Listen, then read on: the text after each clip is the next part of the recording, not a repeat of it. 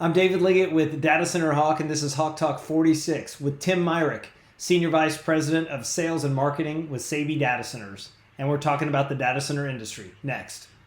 Hey, I'm David Liggett with Data Center Hawk. Focused on cloud and colocation, data center industry trends, and dynamic market.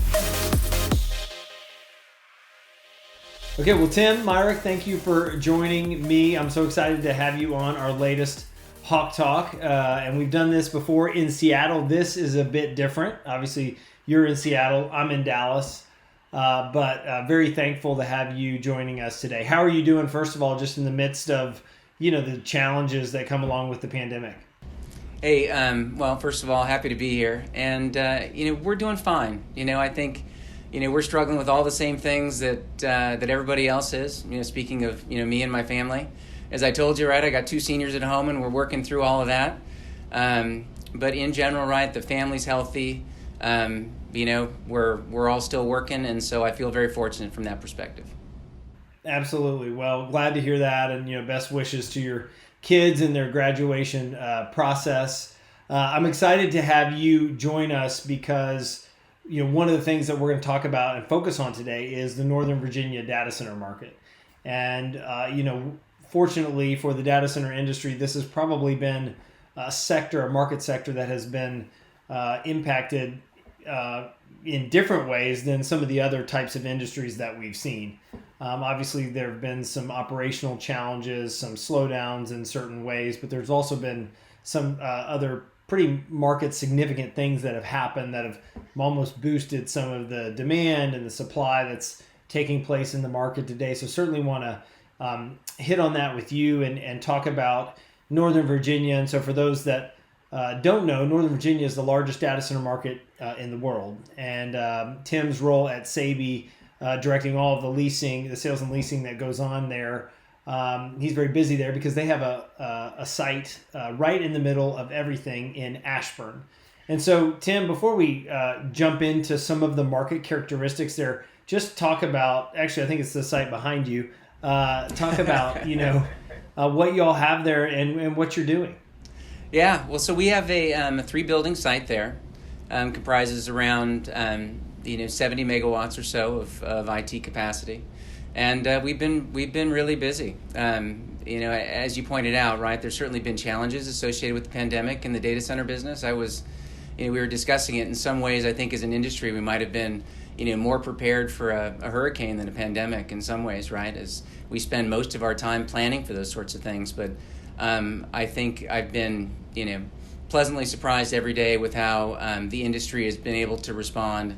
And, if you look at, frankly, the data centers is kind of a key portion of the kind of the delivery framework of the country, right? I think the industry's performed incredibly well, delivering on everything from Zoom meetings to Teams meetings and everything in between.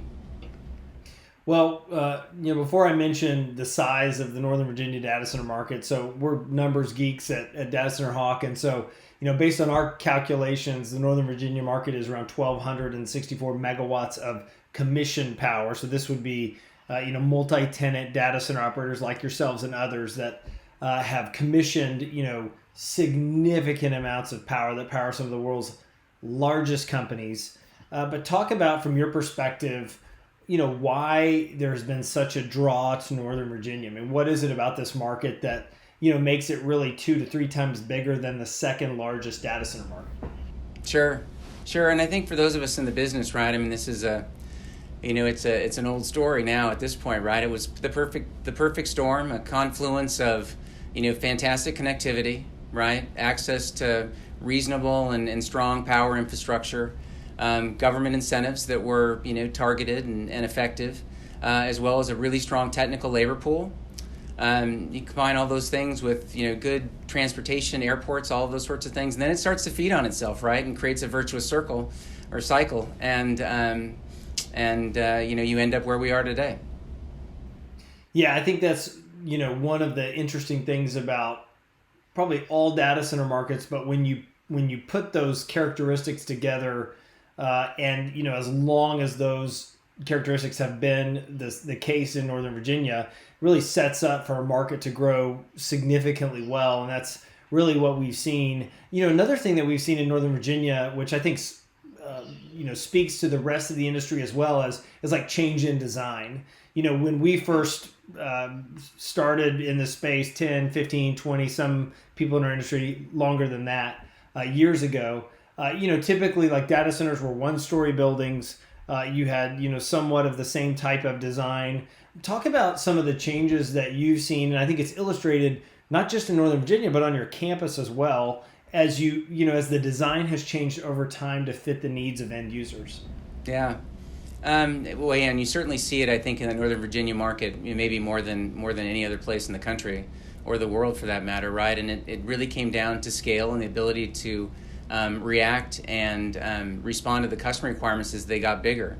Northern Virginia is not, it's not a market of small requirements primarily, right? I mean, this is a market of big requirements that are coming through. So while you see the really big numbers, the big numbers are associated with fewer deals, and so it's caused all the providers to figure out how to respond to that. For us, I know we've just about tripled the size of our data halls from when we first went in there, so that we could respond to folks that needed a bigger environment and contiguous space. And I think you've seen similar things. I think data halls, a 2 megawatt data hall was a really big data hall, 5 years ago, and now 6 megawatt data halls are kind of becoming more the norm. And I think that's probably the biggest way that people have had to respond to the requirements that are coming through. And where do you see the demand typically coming from? You mentioned that it was a market of larger type requirements, not necessarily smaller, although there are certainly some smaller IT infrastructure requirements in the market. But where do you typically see the demand? What types of companies, and what is really in the DNA of this growth that's taking place in Northern Virginia? Yeah, so I think you see some select enterprise, right? Mostly larger enterprise, but certainly some smaller stuff like you're talking about. But the big numbers are certainly driven by the hyperscale players. So the public cloud, the large SaaS implementations, those private cloud implementations, in social media, online gaming. That's where we've seen a big surge there, certainly with the takedowns in the area. What are some of the relevant and recent trends you're seeing in the market? And I'll tell you, one of them that we've taken away in Northern Virginia, has been, we're watching obviously the vacancy rates that, ebb and flow as markets go. So, typically the Northern Virginia vacancy rates, according to Data Center Hawk, stick between 4 and 7%, which is mind-boggling good considering how big the market is. But, what we saw in the last quarter was the vacancy rate drop. So there was more demand that took place, which tells us that the first quarter in Northern Virginia was really good from an absorption standpoint. We saw over 72 megawatts that we tracked at Data Center Hawk of demand that got done in the market, which is a good number, a solid number, very strong, especially considering the environment that we're in. But it was really interesting because I'd say the third and fourth quarter, we had seen some deliveries that came online and maybe sat a little longer than they normally do in this market, which again is a very small time frame when compared to other types of real estate or other types of places. But, what do you feel like are the current trends taking place in the market? And, do you think that the rest of 2020 will be as strong or not, just given some of the challenges that are out there in the market today? Yeah, I mean, it's always hard to tell. And as you laid out, I like the numbers too, right? So you look, right, 2018, right, record year. 2019, again, a really strong year. I think it still trended above the 5-year average for, amount of kilowatts that were taken down in the area. And 2020 started out really strong until the pandemic, hit. And I think really all indications that you're seeing is that it should close out in a really strong way. Based on some of the changes that are being made, right? I mean, some of the movement to online, right? It's driving, continued growth by the same customers that have been there. So you're seeing, requirements, in the space, and I'm guessing, if our pipeline is a reflection of what other what other providers in the area is seeing, then the rest of the year should be really strong. So we anticipate certainly future growth, in that market. I also do think, as the supply and demand curves smooth out, I think we'll see some reset of the pricing a bit as those demand and supply curves come in line. And then I think also one of the things that there'll be customers will focus even more so on kind of long-term performance history of the providers. And I say that for a couple reasons, but maybe the biggest reason is because the touring is not the same as people come out into environments perhaps. They're doing virtual tours. You're not going out and seeing the generators and looking at the UPSs and getting comfortable with with the teams in the buildings. So you're going to go with the organizations that can demonstrate a decade of performance. And it's one of the things that that we certainly look to as an organization that's been doing this for 20 years successfully. That as you're not able to kind of shake people's hand and have that have those meetings and tours and whatnot, that it becomes that much more important to be able to say hey, we've been doing this a long time effectively and we can do it for you.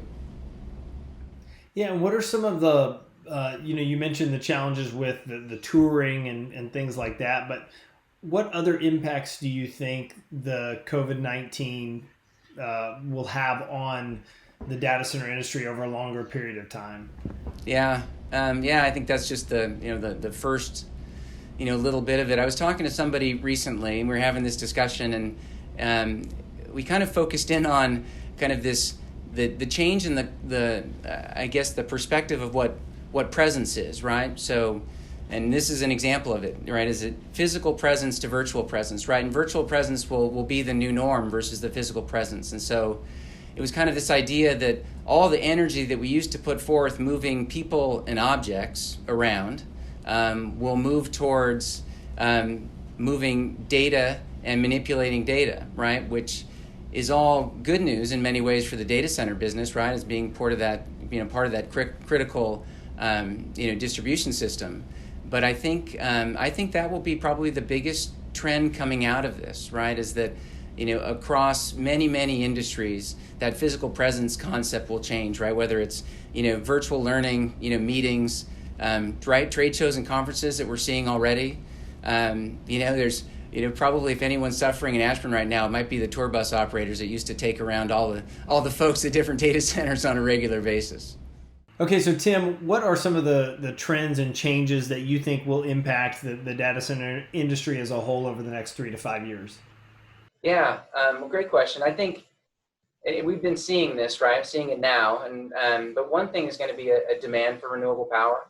I think it's been a topic certainly in conversations with customers for quite some time, but I think it's finally becoming a real requirement for customers, not only the very largest ones, but for others, right, that see that as a responsible thing to do moving forward.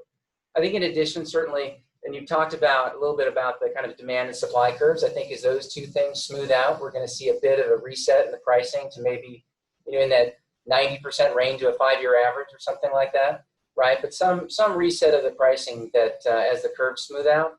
And then finally, one of the things we've been talking about right now is a bit of a function of the virtual tours and whatnot, right? Where people aren't able to come and meet your people and see your generators and see the UPS room and all that, will be a focus on long-term operating history, successful operating history.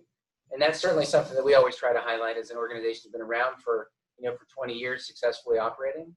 But I do think that's going to be more and more important as folks are trying to make quick decisions about expansion, moving into new markets, and perhaps not able to even visit. They'll be looking for that long-term commitment and someone who's able to deliver that.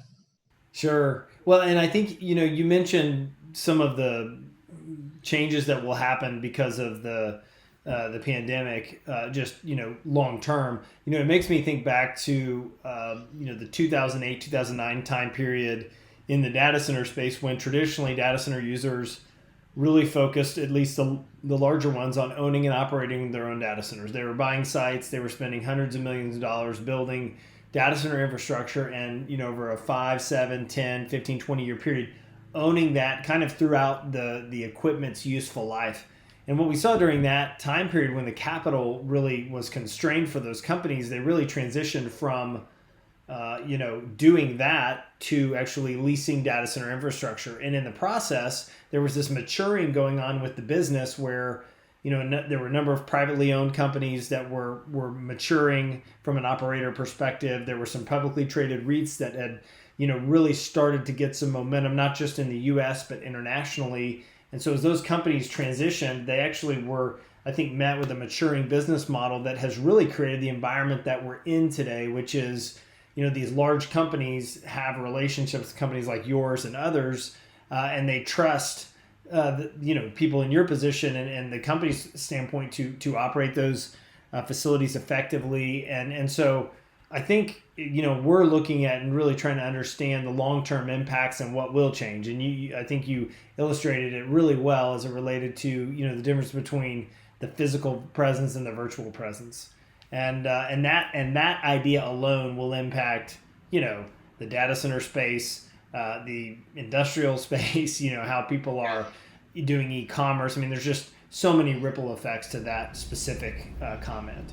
Yeah, I mean, I just think about it. It's like much of this might have happened anyways. I just think it's happened in such a compressed fashion because of what we're going through. I mean, our organization, we were all here. I mean, construction group started at 6 a.m., right? The rest of the data center folks rolled in at 8 o'clock. I mean, our office was full. It's just been the nature and kind of the culture of the organization. And, we've figured out that we can do it virtually.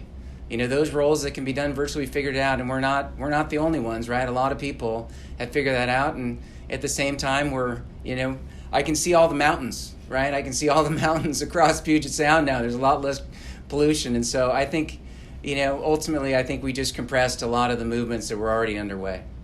Yeah, and that's illustrated probably, or will be illustrated nowhere bigger than Northern Virginia. And that it is a place where I was talking to someone the other day who had been out of the business for a few years and came back and had to go somewhere in Ashburn and said, what happened in Northern Virginia over the last couple of years?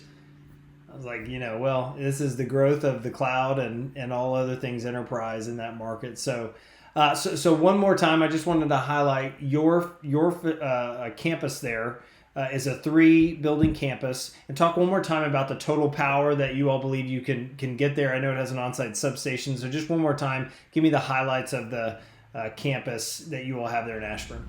Sure. It's a 3-building campus. We've got 2 of the buildings are constructed now, and with a third on the way that we could either do as powered shell or as turnkey. About somewhere between 50 and 70 megawatts of capacity for IT load on the campus, and we're open for business.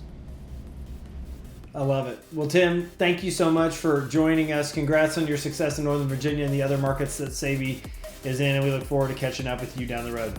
Thanks so much, David. Great spending time with you.